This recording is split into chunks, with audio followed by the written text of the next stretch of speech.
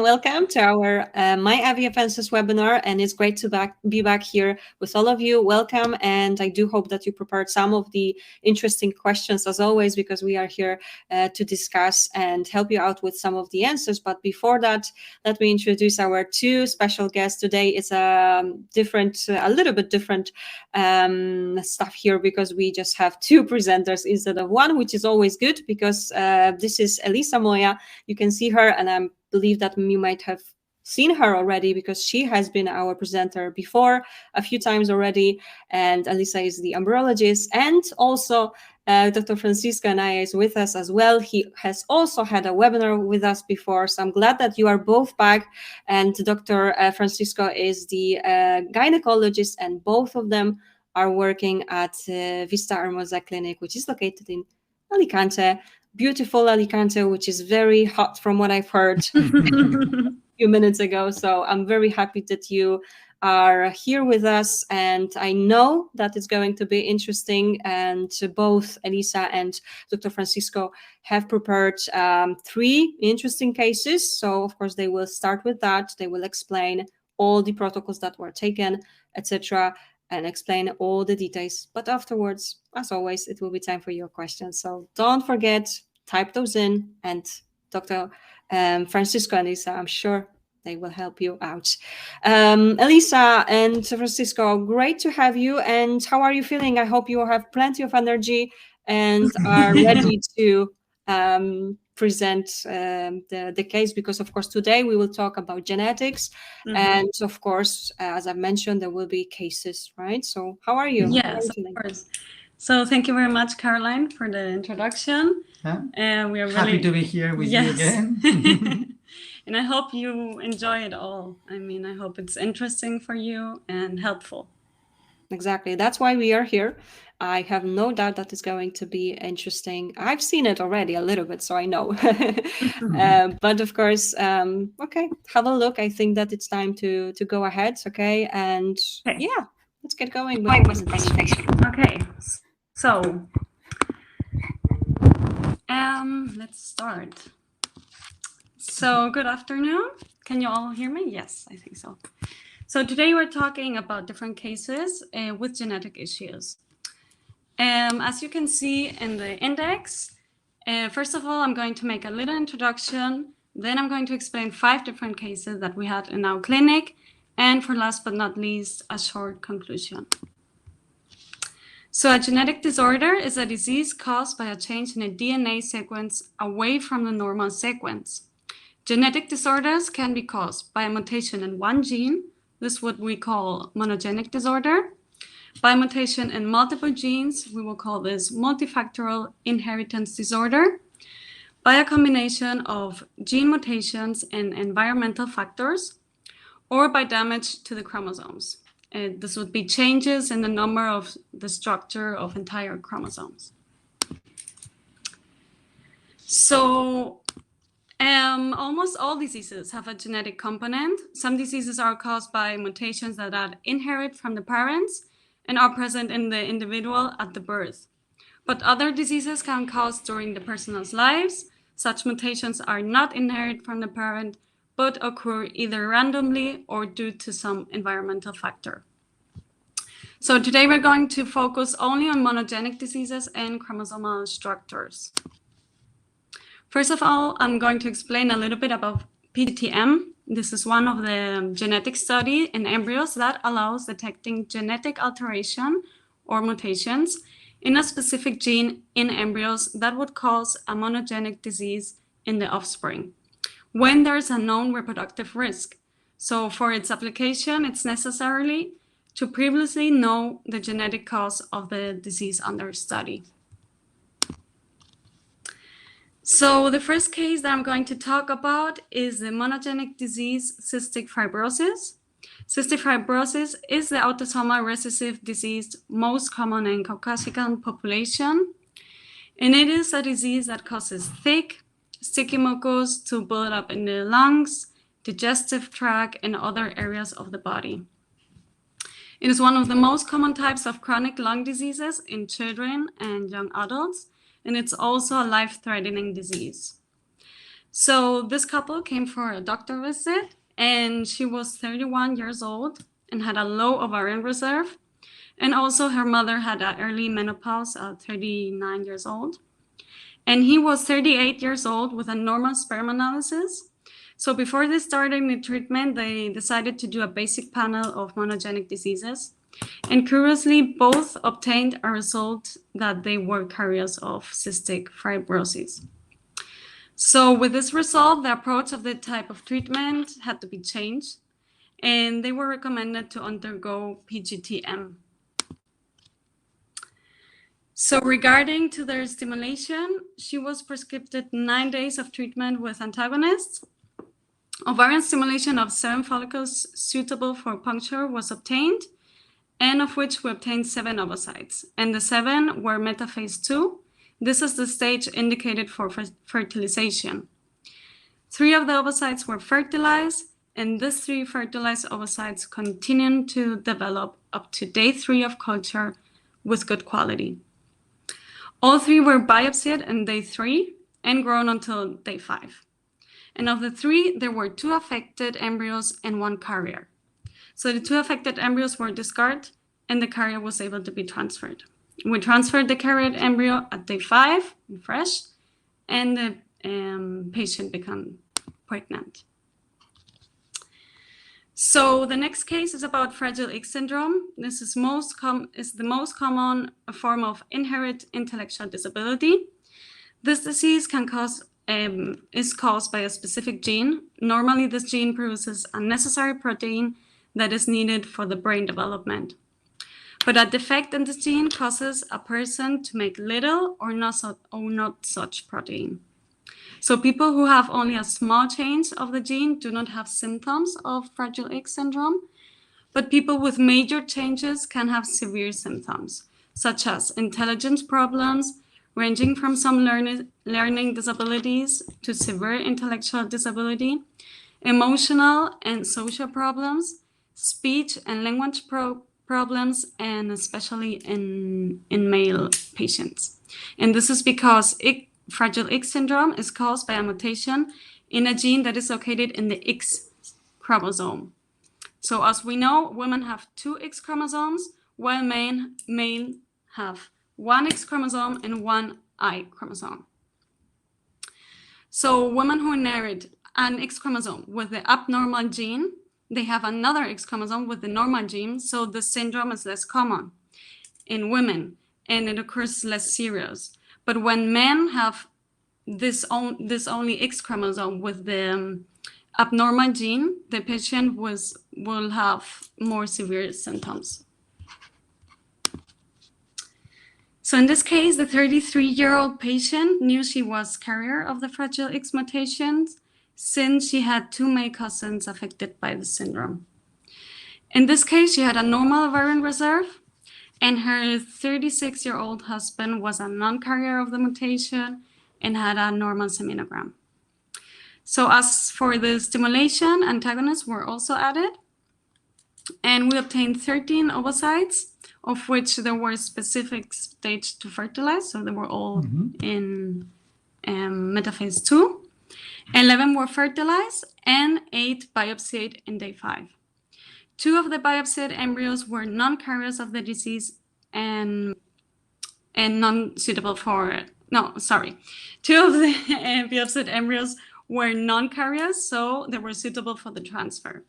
We freeze them, and when the patient's endometrium was ready, 1 of the embryos was transferred and she became pregnant.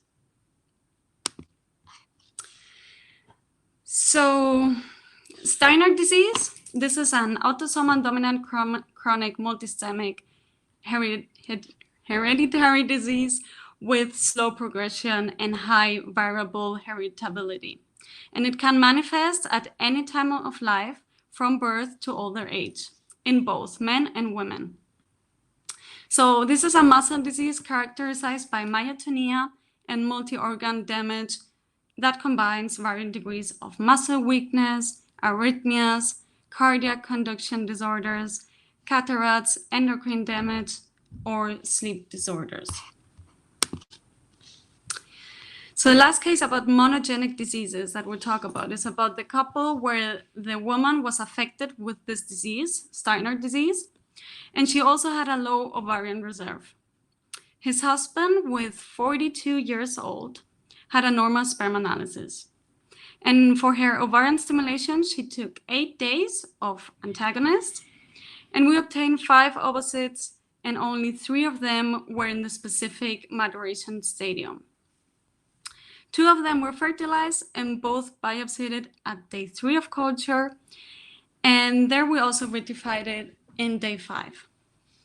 In the results, we obtained 1 suitable and the other was carrying the mutation. So we transferred the healthy embryo and the patient got pregnant. So now I'm going to talk about the other type of genetic test that we do. And this is the pre-implantation genetic test of aneuploidies, PGT-A. And this detects chromosomal alterations in embryos before they're transferred to the uterus, and thus prevents the transmission to offspring of serious diseases and the transfer of embryos that could not give rise to a baby. So the PGT-A allows to discard those embryos that present a genetic alteration and thus transfer to only the ones that have the best quality.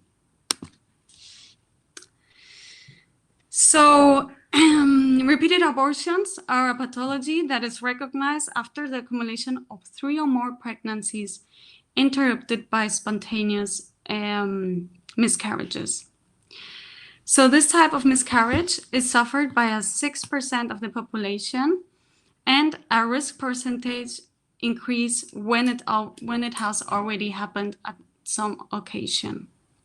The most frequent causes for repeated miscarriages, which are 60%, are because aneuploidies. In them, although the parents have a normal number of chromosomes, the embryo have the wrong number. And this occurs more often in couples over where the mother-to-be is more than 35 years old. In this case, the 38-year-old patient had a normal reserve, but she dealt with 3 miscarriages in the past. She also was under hypothyroid treatment, and her 39-year-old husband's sperm analysis was diagnosed with oligosperm and high DNA fragmentation. Here, she also took an antagonist for the ovarian stimulation during 11 days. And 18 ovocytes were obtained, of which 16 were in the specific stage to fertilize. 13 were fertilized with the sperm of the patient, and it was preceded with MAX. MAX is a technique that we use for reducing the DNA sperm fragmentation in the sample. You could see this, the explanation of this technique in other webinars that we have made. Okay, so we fertilized the ovocytes and we obtained 13 fertilized. And 8 were biopsied in day 5. But none of them were suitable for an embryo transfer because all of them had aneuploidies. So they decided to make another try some months later with the same stimulation, and here we obtained 13 ovocytes and 11 were fertilized. We let them until day 5 of culture and biopsied 5 of them. Here we obtained 3 suitable embryos and the rest were unemployed. So in the cryotransfer, the patient became pregnant. And now I'm going to talk about fish analysis. This is fluorescence in situ hybridation. And we do this to the sperm samples because when you have an altered fish result, this means that there is a percentage of sperm that presents chromosomal alteration compared to the percentage of abnormalities that a control population presents. This fact indicates that the individual in question has a higher risk of producing sperm with chromosomal abnormalities, and therefore embryos carrying aneuploidies. Here, when you have this kind of result, it's recommended to make an IVF cycle with PGT-A analysis. So our patient in this case, she were 41 years old with a very low ovarian reserve. She actually had made another cycle in another clinic with non-ovarian response. So she decided to try with egg donation this time. And in this case, the partner was 40 years old, but he had an asthenospermia and an altered fish result. So these numbers, I know they're a little complicated. You don't need to understand them.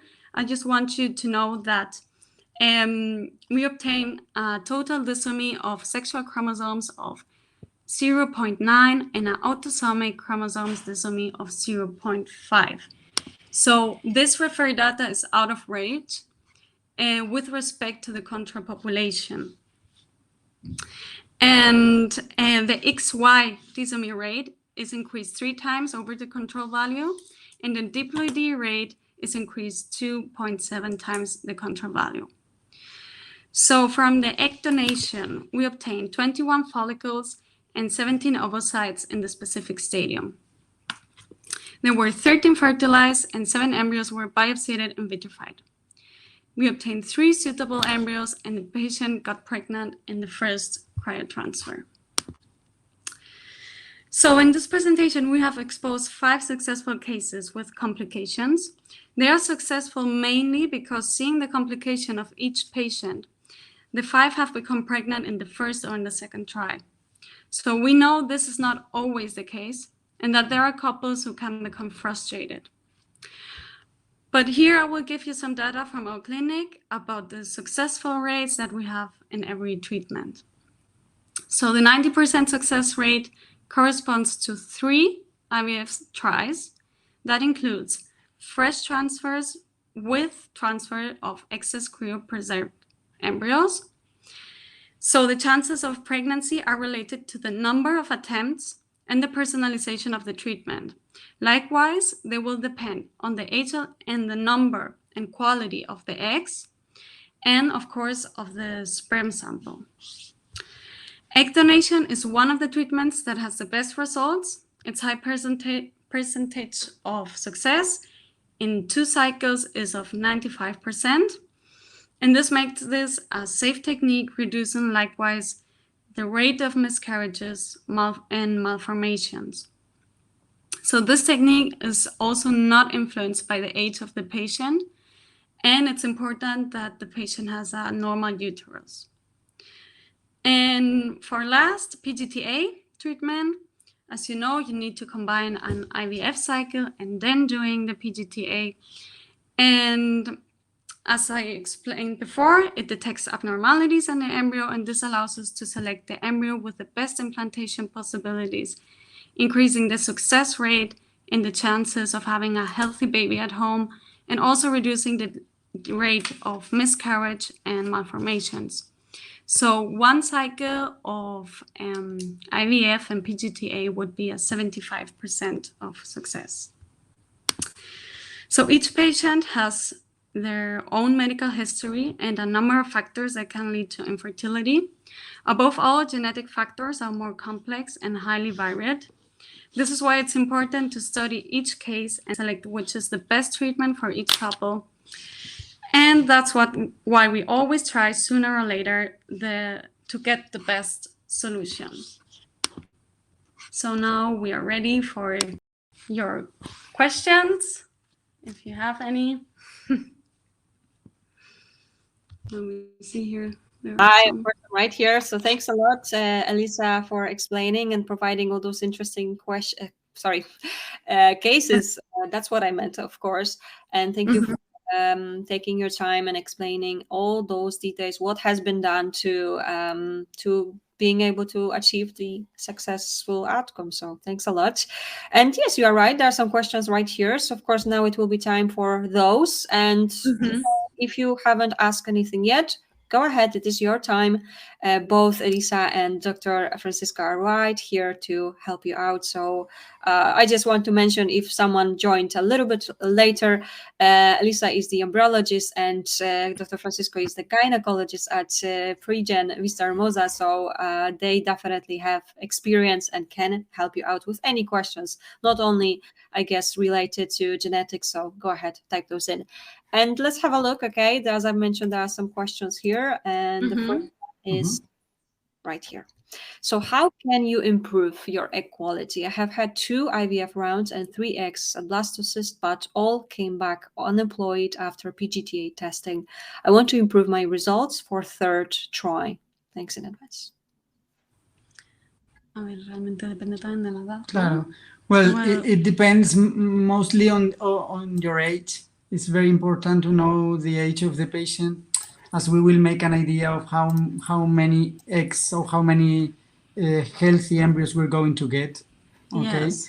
There are some ways that some treatments that try to improve the egg quality, but unfortunately they depend mostly on the age of the patients. Yeah, yeah. Well, with 40 years old, we know that more or less about 60 or 70% of the embryos are going to be abnormal. So we would advise her to try again, as she has gone 3 eggs. She has gone, blastocyst. just she has a small number, so it's not representative. And we think that maybe if we had some more number of blastocysts, maybe we would be able to have one healthy one and to achieve a pregnancy. Yes. We have now some techniques about ovarian renewal, about ovarian Rejuvenation, you mean? rejuvenation, yeah. Yes. They are still a bit experimental, but in some cases they can work, and we are doing it with PRP, okay, intraovarian injection of PRP. As I say, it's a bit experimental still, but well, it could be, maybe the future is going that way. Okay, so just to clarify, you are also doing this at your clinic, right? Yeah, we are. Okay, Yeah. perfect. Glad to hear it. And if I just may ask, because this is always something that patients ask, and is there like a cutoff age for this kind of experimental? Well, there's no really a cutoff age like that, but we can do it in different cases. But for trying to have success, we need to have a minimum ovarian reserve. So if there's established menopause, it's very difficult to get healthy oocytes. So we need at least to have a minimum ovarian reserve. Okay, because without it, I understand no possibility to improve it, right? So thank you, of course. Thank you so much for answering our additional question as well. And let's have a look, a bit of a longer question with some details. Okay, so let's have a look. I am a female, nearly 36. I have a balanced translocation with chromosomes 7 and 8. My husband's karyotype is normal. He's 36. We had 2 rounds of IVF this year, 35 oocytes, 12 embryos, none came back normal. Is not normal, bad luck. I don't want to consider egg donation. Any suggestion to succeed on a 3rd ovarian stimulation? What is the percentage of success if our case balanced translocation plus 36? And thanks, Emil. Well, it's a difficult case to answer, okay. But first of all, I would recommend Lucy to, if anytime she's thinking of going into an egg donation, I know not by the moment, but maybe they should carry a FISH test, as Elisa said before in the last case, in the last of our presentation, because sometimes we think that everything is secondary to the translocation, because her husband karyotype is normal, but as Elisa explained before, some male patients have a normal karyotype but have failures in the meiosis and the division of the sperm cell, and they can be carrier of many abnormalities in the sperm cells. So maybe some of these aneuploid embryos are not only originated by the oocyte, but also for the sperm. So it's very, very llamativo, very impressive that 12 embryos, from 12 embryos, all of them are aneuploid. So maybe we would have to think in a double transmission, not only for the egg but also for the sperm, maybe. Yes. Okay, all right. So thanks a lot, Lucy. Of course, that means FISH might be a suggestion. So of course, if you have any questions? Anyway, I maybe I would try again. Yes. Okay, sure. And then if I get again aneuploid embryos before choosing egg donation, just egg donation, I would make a FISH test in order to get sure that I'm going to be successful with the egg donation program. Yes. But Thanks indeed. Of course. definitely try again. yeah. Yes. Thanks. Okay, let's have a look. I do believe that was helpful. Oh, okay. And sorry, I missed that. But Lucy has added before. I forgot to mention that Yeah. I have never been pregnant. Yeah, I suppose. Okay. Okay. Thank you. Let's have a look. Kat has another question. What is the most common cause of embryo non-evaluation in women under 35? Well, there are a lot of factors. Yeah, There are many a lot many of factors, factors. uterine factors, but I think that still chromosomes are abnormalities. Chromosome abnormalities is the most common factor, even in women under 35. Yes. Of course, Because we see altered embryos also in women under 35. So and very important, not as I said before, not only the woman factor, also the male factor, which sometimes we don't care about it, but it's also very important to take it in care. All right. I think this is something that I do hear quite often, that the female part is all said, but male part, it's not really checked that Yes. thoroughly. This it's a is little bit forgotten. exactly. So the this main is something we need to remember, of course, as well. Thanks a lot, of course, for that question. And let's have. Oh, okay. Kat has another one, of course.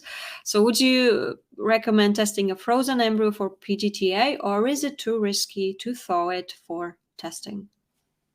No. No, It's- we would recommend to test it, of course. Yes. One of the factors that we take that we decide to test embryos nowadays is to have many frozen embryos. If we have many frozen embryos from a couple, we advise to test them before transferring, as we shorten the time to get a clinical pregnancy. We're not transferring aneuploid embryos. So if we have a good number of embryos, even though they are frozen, we test them. Yes. Yeah. Okay, thank you for yet another question. Let me go straight to the question from Lucy once more. Thank you for your answer. Should we do the FISH test before the third stimulation just to have all the chances? And what about the max test to the sperm recommended before the third stimulation? Thank you again. Your input is much appreciated. Well, I think you should do the FISH test before the third try, just to know a little bit where it comes from. And max is recommended if the DNA fragmentation of the sperm is high. So they could do a DNA fragmentation test, and if it's also high, then max technique will definitely be better. Yeah. Anyway, though you can do the FISH, and as Elisa said before, it helps you to understand more about the problem. It's more important, maybe if you're going to make the PGT-A to the embryo, FISH is not so definitely, because we're going to analyze the embryo, the final product. But if we are thinking of changing any gamete, it's very important to have a FISH test in order to know which is really our problem. All right, and next one. Well, this is definitely, again, interesting. What FISH test means exactly? Don't you recommend doing the FISH test before going to a third try? Lucy's husband asking, no family issue story. Glad that you are also here then, of course. Okay, in the FISH test, well, it's a technique where we see the diploidy, the diploidy of the sperm cells. So this is to, as we just explained, this is for understanding where the aneuploidies come from. If all the embryos that you had were aneuploidy, maybe it comes from the sperm samples. So this is for understanding where it comes from. Yeah, both cells, the oocyte and the sperm, are special cells because they go through a special division, which is called meiosis, and they divide their number of chromosomes by half. So this is a very special or difficult division, and there are many failures in it. Yes. So FISH test, what does is to analyze the chromosomes of the sperm cell.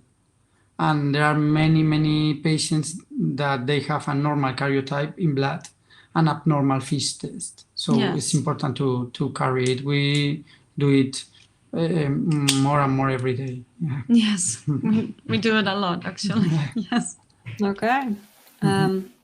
Thank you again. And of course, as I mentioned, Lucy, thank you for sharing your story. And as I've mentioned, it's good to see you both here.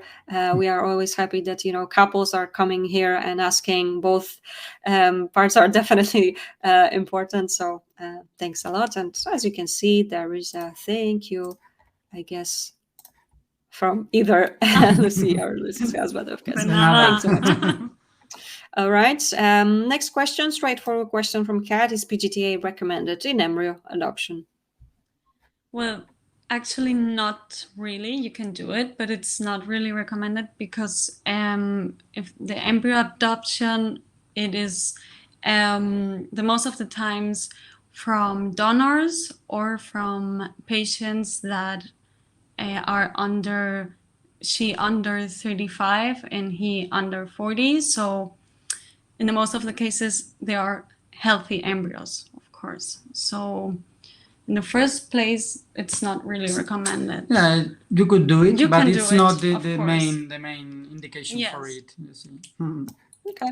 Of course. Thanks a lot, of course, for explaining. We need to wait a bit. Someone is typing, so I just want to have a look and see if it's another question. I believe so. I would like to introduce that not well. It's quite soon. We're going to start doing a new PGT-A, a new kind of PGT-A, without making the biopsy of the embryo. Mm-hmm. So about the culture media, we're going to take the culture media of the blastocyst, and then we will be able to analyze the chromosomes without making the biopsy of the embryo. That's a program that is going to start quite soon here. It's not a non-invasive method. Non-invasive. Yeah. So and when approximately, if you can tell us a bit? Well, we've just had our congress of our units last 15 days ago. And well, it was introduced 1 year ago, but with COVID and everything, it was a bit stopped. And we are thinking of starting maybe in some months, in a couple of months or something like that. Yeah. That sounds definitely interesting, and depends on the genetic people of here, but genetic unit. But I think it's going to be quite soon. Yeah, it looks promising as well, because we had a webinar actually on this as well. So, so it's interesting. It's quite an interesting thing, I think. It is very new. And yes. Sure. Thank you so much for adding this. And actually, in the meantime, we did receive one question. Sorry, I just need to put it here. Just give me a second. Right here. Would you recommend to keep going with IVF attempts to find a normal egg if reaching blastocyst stage at 40 and getting 6 eggs fertilized on both cycles, or would you more than 3 cycles would be recommended? Can diet improve egg quality? Que ha tenido 3 ciclos. Sí, 2 ciclos. 2 ciclos. Well, I think that I would have to study the history a bit more, but maybe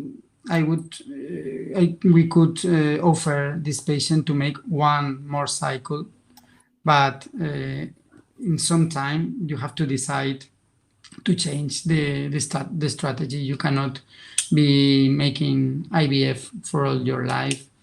Maybe 1 more, but you have to put a final to this kind of, if you don't arrive to get a neoploid blastocyst, sometimes you have to think of changing the strategy. And as I said before, our idea would be to make maybe 1 more chance, or maybe if 2 more chances, I don't know, and then to make a FISH test before going into egg donation to see if we need to change just the sperm or both, or just the egg, to see what is better for this couple. All right. Again, Christine, thanks so much for sharing. We don't think, And- well, if you have a healthy diet and a healthy way of life, I think everything is better, but we don't really think that diet is so important as to get No. improve egg quality. You must be under a healthy diet, but we don't really think this is going to change the result. Okay. Understood, of course. Thank you for your advice. And of course, there's a thank you from Christine for you. And someone again is typing, I need to wait a minute and see. So remember that we will be finishing, of course, if you have asked all the questions, but if you still have some, go ahead. Your time is still here. So our experts are right here. So of course, you can still And ask maybe away. if they want to write tomorrow or this week, they can Yeah, of write course. us and Mhm. send us an email, and we will answer it. Yeah, of course. Yes, of course. That's always the possibility. So not a problem if you want to share even some more details, because of course we know that any doctor, any embryologist would need more details to be able to thoroughly answer you. So of course this is probably the best way. But in the meantime, one more question, possibly our final one. What is the meiosis study? I'm reading it on Fish article. And again, thanks for Lucy.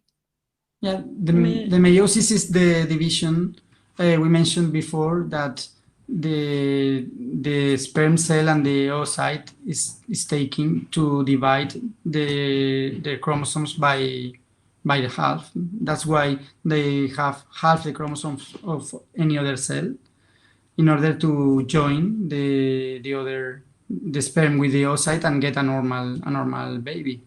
So that's why it's important to do the Fish test on the sperm, because in the meiosis there are many failures during the meiosis. It's a difficult way of division. All right. I do believe that was again helpful for you, Lucy, and of course all of our patients. So thanks a lot, of course, as well. And again, let's give it a second. Possibly it's our, as I mentioned, might be our final question. But as Elisa already has mentioned, if you have any more questions and you would like to get some more details, get in touch with either Dr. Francisco or anyone from Clinic Vistahermosa. There were plenty of presenters from Vistahermosa team, so I can assure you everyone is definitely brilliant there, and they will be happy to help you out. And of course, I can only encourage you to have a look at some previous webinars, some interesting topics also from Elisa or Dr. Francisco, and I'm sure it's going to again answer some of your questions too. So yes, I believe we will be finishing. So thanks a lot, Elisa and Dr. Francisco. It was great to have you back. It's always a pleasure to cooperate with either of you. And I like this idea that we are here, the three of us. Oh, you know, it's always like the more the merrier, as they say. So thanks a lot indeed. And is there anything else you would like to add before we actually finish? Well, thank you a lot to all of you, and we're happy to be here. And it's nice to be here with you again and to try to answer all the questions. It's quite nice. We like it. So we can repeat that, right? We can definitely repeat that. We can do it again. Excellent. Thank you so much indeed. And everyone, again, I do hope that I do believe that it was helpful for you.